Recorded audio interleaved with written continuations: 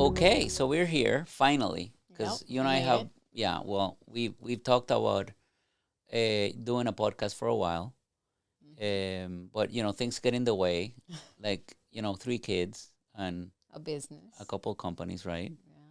Yeah. But anyway, well, thank you for listening. I do want to say that I'm very excited because if you'll get to hopefully get to know my wife, Cristina Villalon, but And my she husband, Oh, well. Ricardo Alvarez But you're more Diaz. important and you're actually better looking, So you that's for sure. say. No, but the thing is that she, according to our daughters, she is Mrs. Podcast. Is that how they call you? Yes, I am a walking podcast. I love to listen to podcasts, and so I get to finally make my own. I'm excited. Well, so actually tell us why you want to make this podcast because I know that you've been talking about it for a while, and I think it's we want to understand why. Well, I love to learn. Right. So that might sound pretty cheesy, but I am a lifelong learner. I am addicted. What do I call myself? A personal development junkie. So, so I love to learn and I love to share what I learn. So that's why I think my girls call me a walking podcast because every time I listen to something that I want to share, I'm like, okay, wait, you got to listen to this. Or oh, I just read this in a book. Um, Well, the you only need to read it. well, the only difference is that we normally ask her to provide instead of the cliff notes, the Chris notes, because The Chris notes. yes, because they're a little long. A lot of the information you provide to our Well, three I daughters. try to break it up into clips. That way you don't actually have to read the book. I'll just give you the Chris notes. Well, just to be clear, we have 3 daughters, and they're 17, 16, and 14. I'm not so sure they're really into listening Not to. yet. Maybe someday. My hope is that one day everything I'm pouring into their brains will stick and they'll remember and look for it or, maybe listen to this podcast. Well, that's true. Well, okay, so tell me why. Because you said that you're a lifelong learner, which you are, and you've made me want to also kind of be that way because I want to keep being married. So sure. But but what is it? What is your story, and why is it you think it's interesting or important for people to hear? Um, Well, let's talk about our story. sure. Okay, so our story. So, we are the co-founders of Alvarez Diaz and Villalon. We are an architecture and interior design firm. You are an architect I am an and a architect. fellow. Oh, Pretty cool. I'm a nice fellow. There's only 2% of architects in the world who are fellows, and my husband is one of them. So, you are an architect. I'm an interior designer. Yes, an And award-winning interior designer, I thank might you, say. sweetie. Thank you. Yeah. So, between the two of us, we co-founded this firm, and we've been growing it. Yeah, but I hate to interrupt you, but one thing that is important is that I think people need to understand that when we created our businesses, we started separate businesses, Oh yes, we swore right? we would never work together, and we broke that promise. Yeah. Well, I mean, what happened is that we got married in 2004. Okay, it's gonna be 20 years in a couple of weeks. I'm glad you were able to survive. Happy anniversary. Happy anniversary to you. But anyway, what happened was that I went on my own in 2001. And when I say I went on my own, is that I didn't really open a company. I just realized that architecture as a business, it was not necessarily very profitable. So I wasn't making that much money. As an employee. As an employee, absolutely. And when I decided to study architecture, most people say don't do it because you're not going to make that much money. It's going to be very difficult. It's going to be a long hours, and you really have to love it, and you have to be passionate because apparently you weren't supposed to make any money. And there was actually this perception. I don't know why. There might be some reasons, but that the architect works alone and he or she suffers. I know why. Why? It's the book The Fountainhead. Well, that's one of the reasons. You're right. But also architects have for generations have presented themselves as lone warriors. instead of actually showcasing the fact that they work, The struggling artist. the struggling in his artist studio. in the studio, and Getting, right. Inspired from above. Correct. Right? And they didn't showcase the fact that architects do not work on a vacuum. They work with a lot of people, and It's a collaboration. it's a collaboration. You have So consultants, correct. engineers, you're working together to make something a reality. Right. I've never met any architect that works alone completely. Even if they work alone from home, they have to collaborate with other team members in order to actually get a project built. So what made you go on your own? Well, I mean, in 2000, after I graduated from college, I went to work for a firm in New York, and then I decided to move back to Puerto Rico, which is where my family's from. And I wasn't making that much money. I think I was making $25,000 a year. Yes. And and if actually I did a number, I calculated the amount of hours I spent every week working, and it was normally between 70 to 80 hours a week. Oh my God. So I wasn't even if you divide the amount of money I was making by the hour, I was making way less than the minimum. So a family member who knew I worked in New York said, "Hey, would you like to do a project for us?"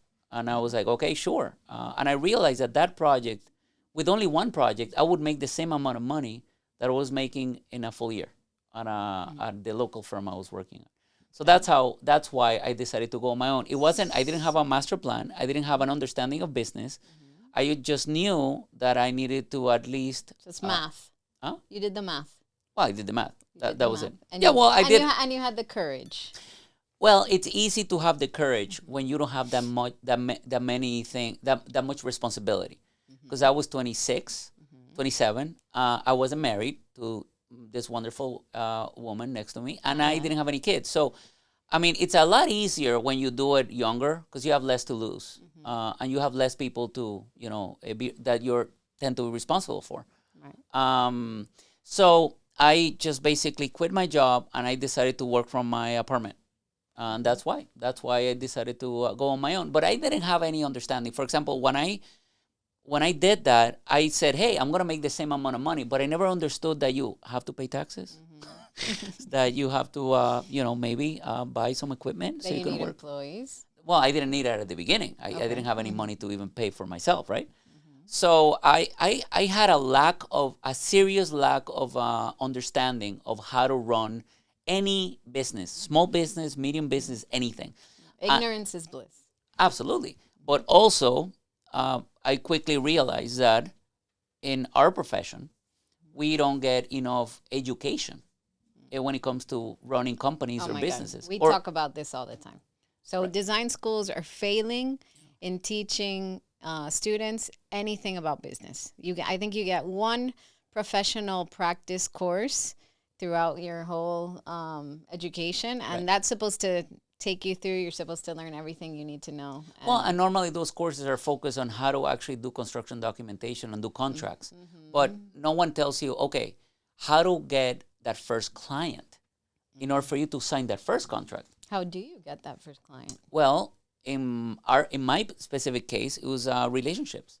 And I think that's something that you always tell me, that your net worth is your network.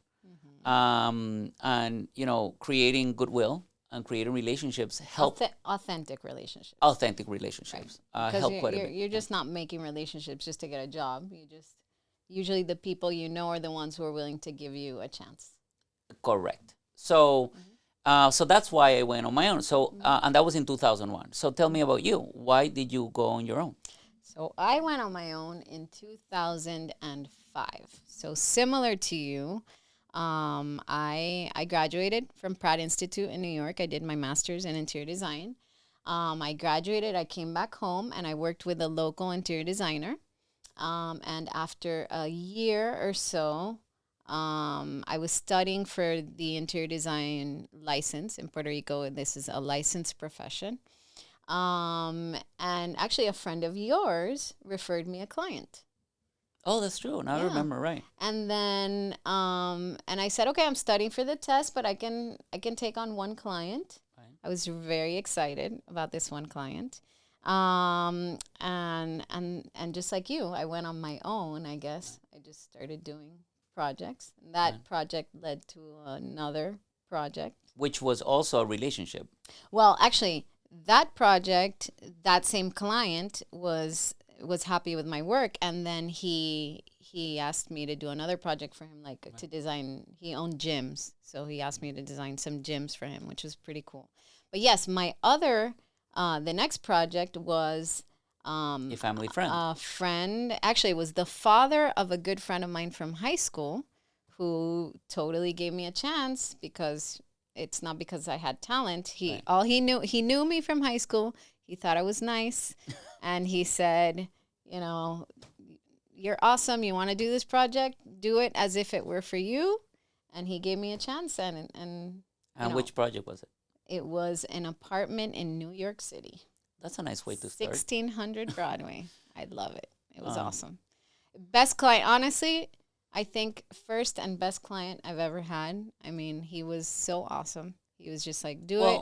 He gave you a chance. He gave me a chance, but he also said he trusted me, and he said, do it as if it were for you. Right. And then he let me work, and he was so grateful and so gracious, and he was awesome. I'm eternally grateful. But did you feel that you were, not from a design perspective, did you feel that you're ready from a business perspective? Oh, no. Hell no. The only thing that I was thinking about was design. Right. I wasn't thinking about the business part. I mean, I don't think I even knew how to charge. I was like, how am I going to charge? So what they tell you not in high school, what they tell you in college. I don't think they even told you this in college. I'm trying to think where I learned this. I think it was in my first job. Mm-hmm. So is you charge a percentage of the final budget cost. Mm-hmm. So that's what I did, percentage of final budget. But I wasn't tracking my hours. I wasn't seeing if I was actually being profitable. I was just so excited about doing the project. I'm like, however long it takes, I'm going to do it. Not a good recipe for business, right? Right? But I learned that later on, way later on, years later, after a while. And you were telling me that you were subsidizing my business.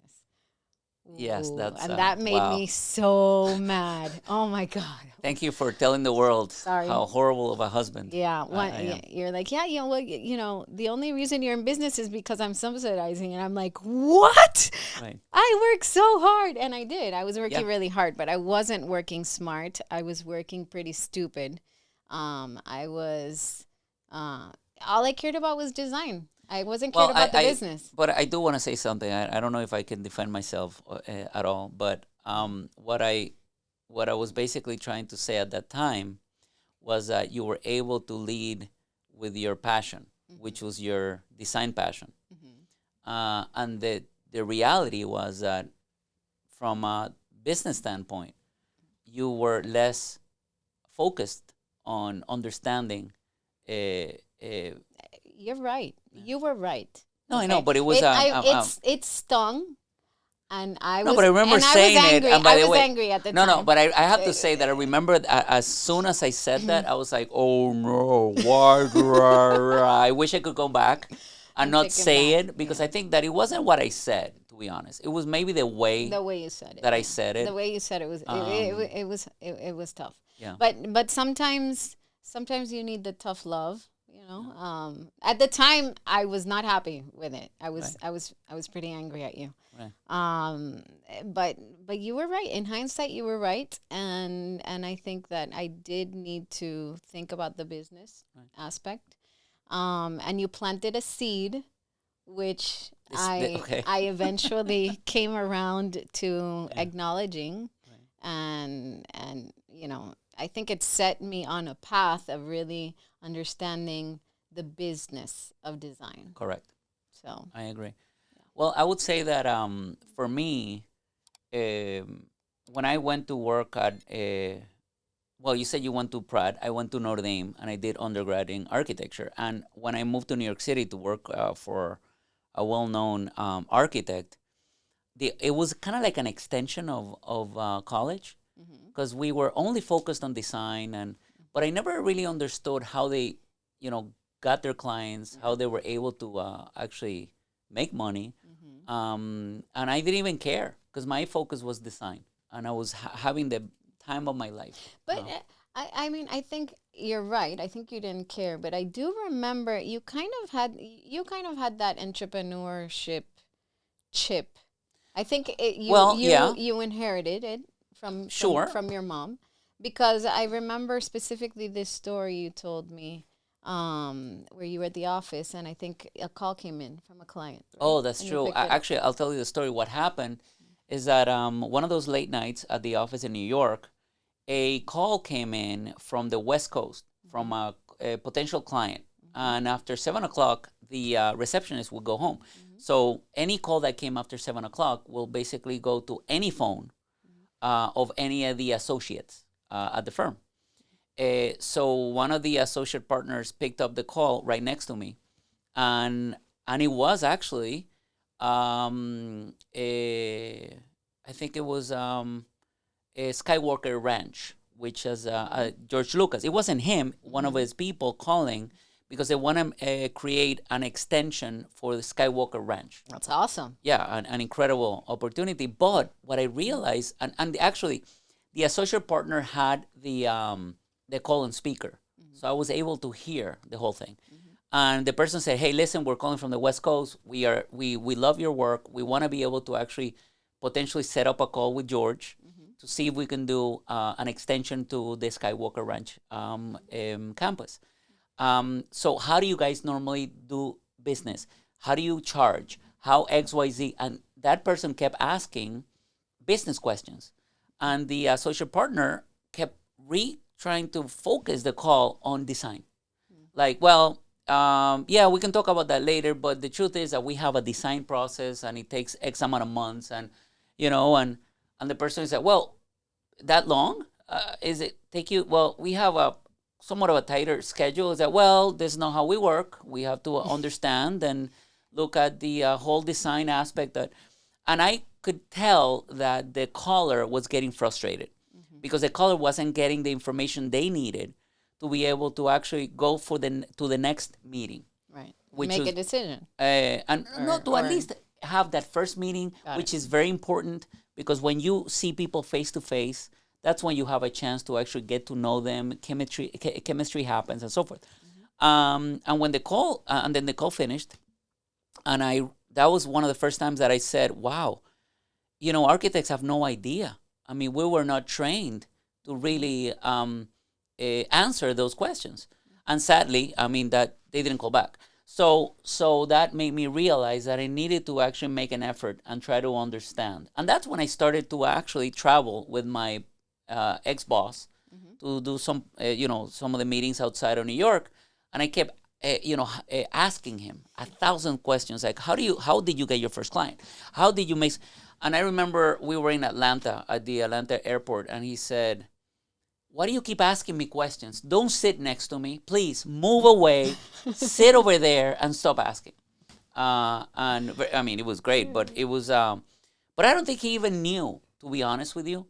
So, by the way, a lot here's of the a Chris details. note. Okay, here's a Chris note. So, curiosity. I think that it's such an important aspect of being successful, because the fact that you were curious and you wanted to understand is that you aspired for more.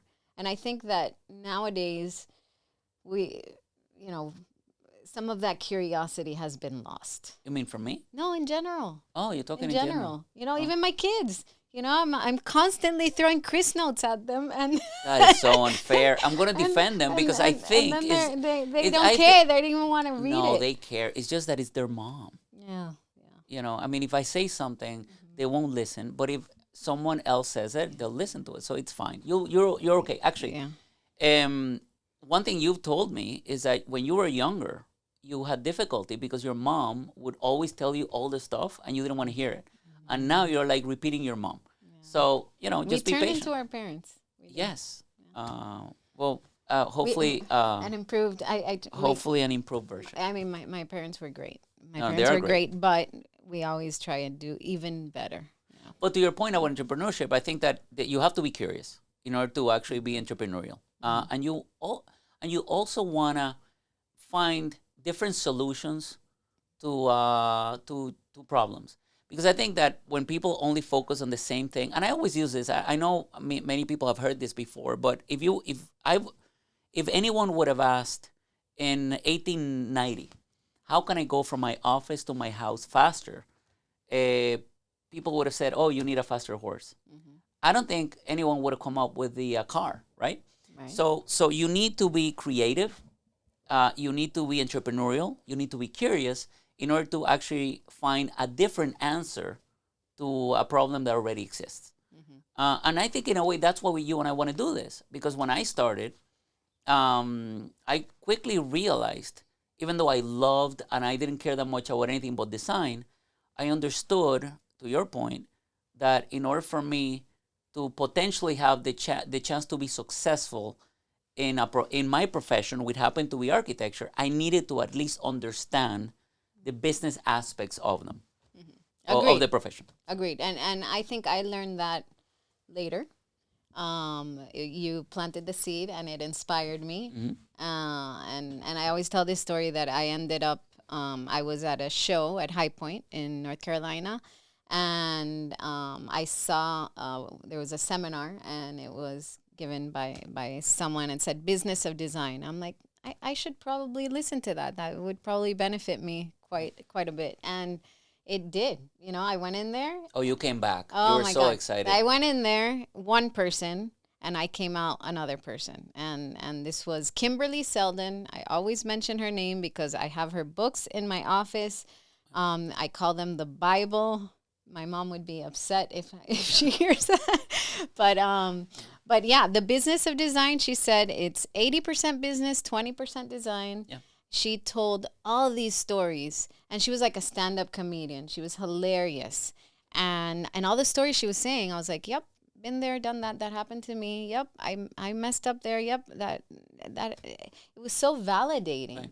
To understand that I wasn't a total failure. Right. That even though my husband was subsidizing my business. Oh God, you're never gonna it wasn't because I was a total failure. It was because I just, they don't teach you this. And, it's common. It's a common thing. I will say that when you came back, you were excited. You had a real focus. And quietly though, and I think I told you, I was a little frustrated because a lot of the things that you're saying that she was saying, I was telling her for a while.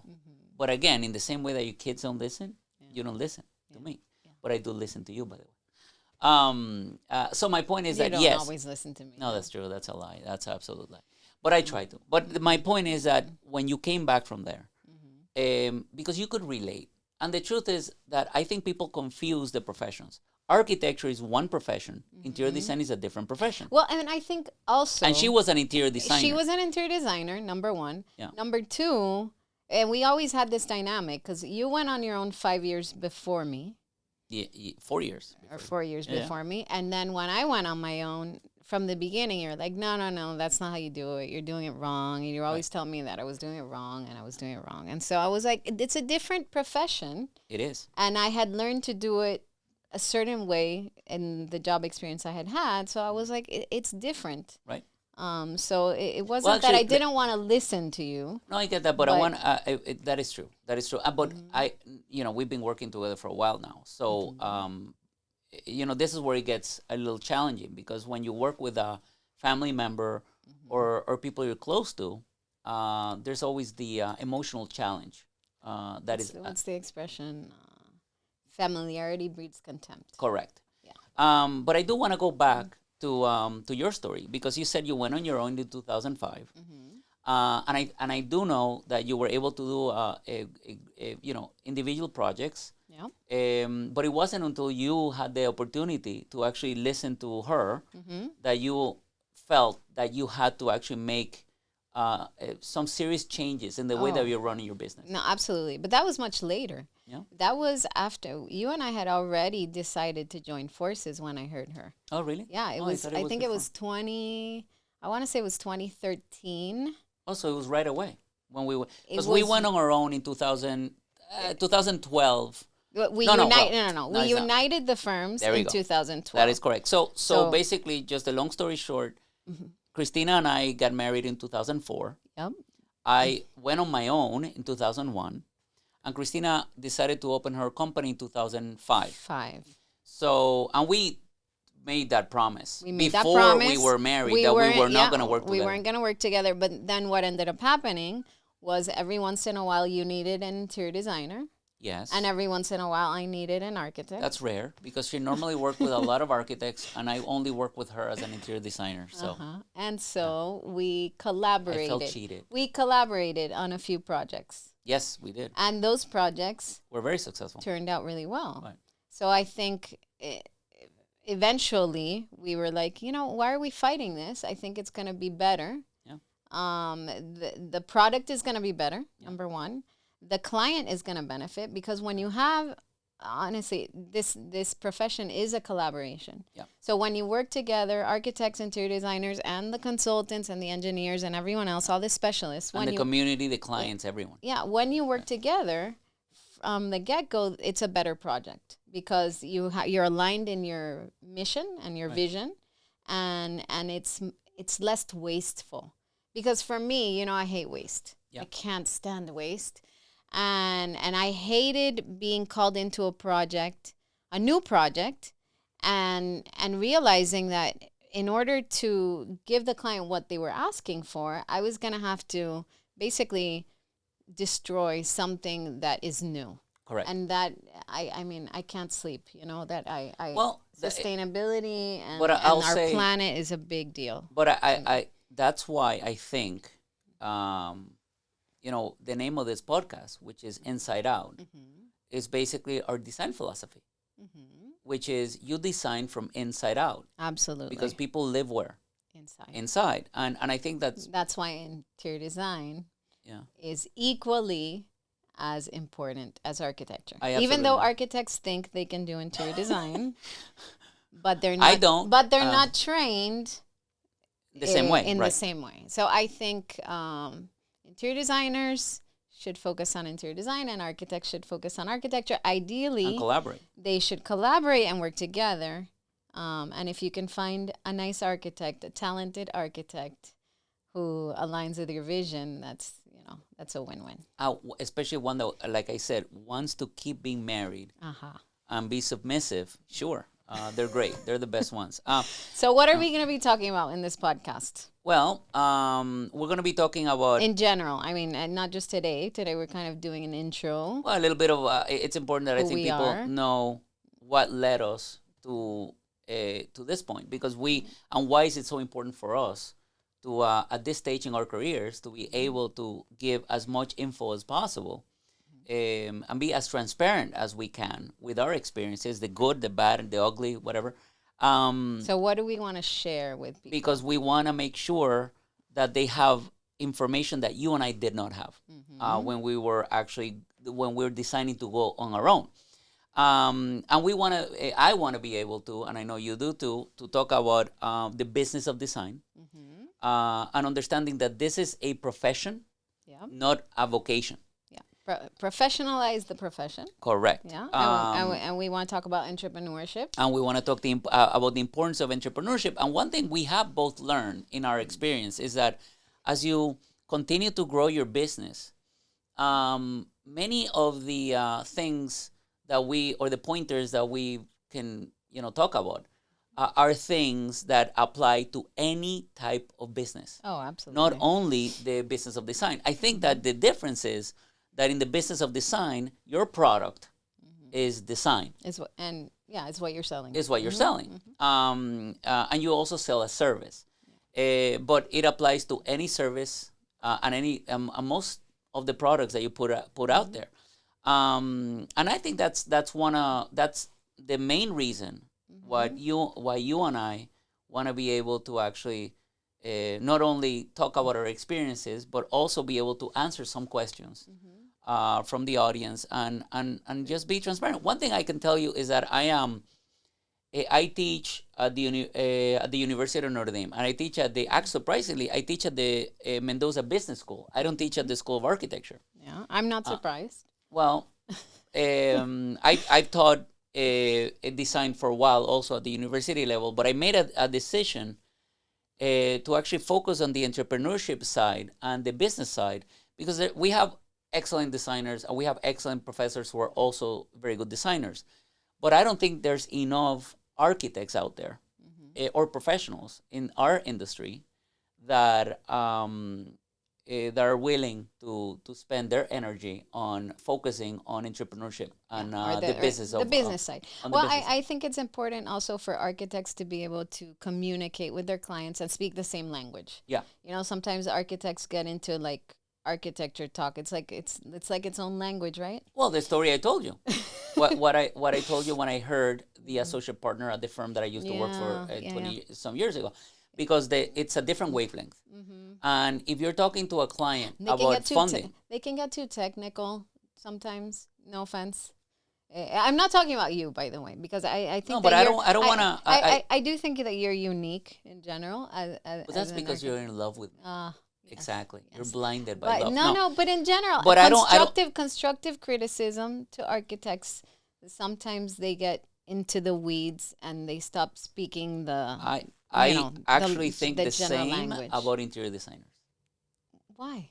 Because I think the interior designers sometimes they get too caught up with very detail-oriented issues instead of understanding the business side of it. So it applies. The business, yeah, but that's what I meant. Yeah, but what I mean more of like what the client needs, right? So interior designers approach everything from the user's perspective because they have to understand intimately how that space is going to be used. This is where it gets interesting. You know? She is trying to debate the fact that... Inside out. I know, but I am not here to say anything negative about your profession. It's a constructive criticism.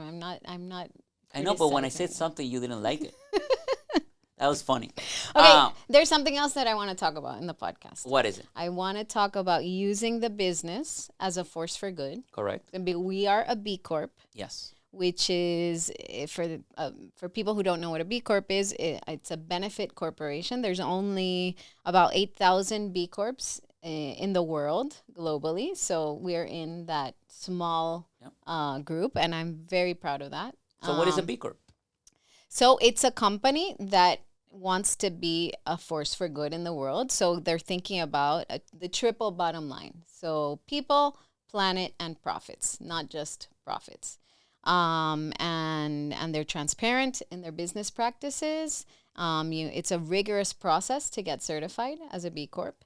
And I really think that the B Corp model is where all businesses should be heading in this day and age. That's a very personal view, but I will defend it. No, and I agree. And sustainability and design and the importance of that. And so you're basically you're the focus of this podcast is the importance of understanding business and the implications of actually owning a business and how it affects everything and everyone. So absolutely, by having a B Corp and having a very clear vision that you have a responsibility as a business owner beyond only profits, you also have a responsibility to leave the world better than you found it. Absolutely. And the business is something that you design as well. Correct. So, and we're very much into design. Oh, we are? Yeah. Oh, that's surprising. So. You mean interior designers? Because they're better. All design. All right. Oh, that's funny. Well, no, but the other thing I do want to add is the importance of small businesses. Because I think that sometimes people assume that if you are too focused on, trying to spend energy on many of the issues that are outside your purview, besides trying to actually make a living, that it applies to the big corporations, not necessarily to small businesses, right? But most businesses are small businesses. Correct. And that's why it's so important that the majority of the small businesses have access to this information so they can see through a case study, which is us. And by the way, we're very proud that our company is the only architecture case study at the London Business School. Yeah. That's and pretty cool. and in a way says that small businesses do have an impact, and we still have the same responsibilities that as big businesses, and that it can be done, and there's no excuse, because definitely we can do it. I think We can anyone do it. Anybody can do it. anyone can do it. Yes. And also, And yeah, we're doing it from Puerto Rico, which is which is a very difficult place to do business in. So why is that, Christina? Tell me about it. well, that we can talk about that topic too, economic Well, we can, liberty or the lack of economic no, liberty. but we can talk about But it in a different podcast. definitely. But what I was gonna say is, But I think the idea of Puerto Rico is that Puerto Rico is it's a small market. it's a small market, and if you can make it in Puerto Rico, you can make it anywhere. Forget New York. I mean, it's so much harder in Puerto Rico than in New York. So, yeah. But no, but the idea of a smaller market, that you have your network is more limited, Yeah. and the fact that we were able to still be, lucky enough and successful enough to not only have offices here in the island, but actually, spread to the mainland, and become one of the top 100 firms in the U.S. So it can be done, and I think that instead of, I do believe that for me, sometimes we focus too much on the big companies and the big success stories and whatever they are, and the smaller success story tends to be kind of like ignored, or people. But it's more relatable. I think it's It more is more relatable. relatable. Yeah. And it's I think there's more I don't know, tidbits of knowledge that you can apply, because once you get into a big company, and even we're not big, but we're getting bigger. Right. And as you get bigger, you need to think about systems and processes, and it's a different kind of thinking. It is a completely And- different way of running companies. Yeah. Different People animal. management is a Oh. lot more difficult when you when you go from 0 to 20. Actually, 0 to 5, 5 to 20, 20 to over 40. I mean, that's an interesting challenge. We're gonna talk about it. All of it. We're gonna talk about it, and how actually, and finally, I would say that the most important thing is, how is she still married to me after all these know. years of and we should, by the way, talk a little bit as we continue in this process of actually doing this conversation, the challenges of choosing to work with your spouse or partner.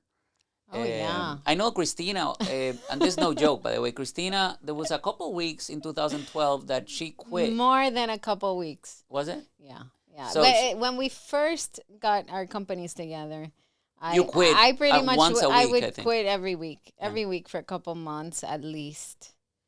Yeah, Yeah. it was rough. Yeah, it's rough. But remember, I think We there had was a lot of patience. there's a comedian that I won't say his or her name, but they describe their marriage like, the wife is a perfectly developed under museum glass person, and then of course the husband, in my case, it's under scaffolding, and it's like, oh my God, what's wrong with that?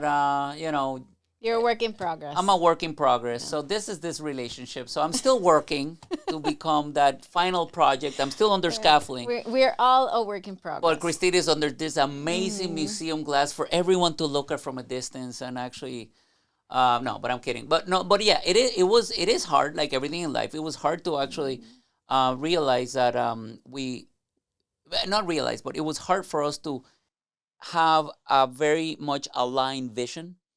It was hard for our team members to understand who was the boss too, because we joined both companies, was and then, probably well, the do I hardest listen to for them. Cristina? Do I listen to Ricardo? So it was an interesting process. But I would say that I wouldn't change any of it. Me neither. That the There's growth has some- been incredible, and the there's- learnings have been great. There's some great things also with working with your spouse. It's Oh. not all bad. No, I actually, again, I think It's all- there's in my- there's more good than bad. well, for me, it's all good. I mean, there's nothing. Sometimes there's bad. No, there's no.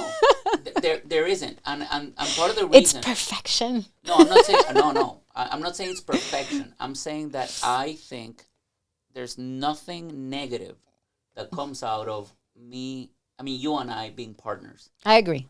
There's nothing negative. Even things that are challenging, they end up becoming positive later on because you learn. And it actually improves our relationship too. Well, with great, It has improved. with challenges come opportunities, right? Never waste a crisis. Never waste a crisis. But again, listen, I am thrilled that you said yes I'm excited. to the partnership. I'm excited about the podcast. Um, Sharing everything we've learned. 20 years, no, 30 years worth of lessons right. in your case. In my case, But thank you for that. I'm a little older. 20 years worth of than this lessons wonderful woman. doing this together or Yeah. in our respective fields. Yeah. And I'm loving it and because more than a decade together growing this company. So and honestly, getting to a point in my relationship with the business that I love what I'm doing. good. So Finally. it took a while. Yay. It took a while. We'll talk about that too. We'll talk about that too. But anyway, thank you, Cristina Villalon. Thank you, for being Ricardo so open. Alvarez. I will tell, especially Diaz. about telling the world about all my flaws, and I will be better next time. And remember, this is Inside Out. An AD&V voice production. An AD&V voice production. So thank you so much, and we'll see you See you next time. Inside Out.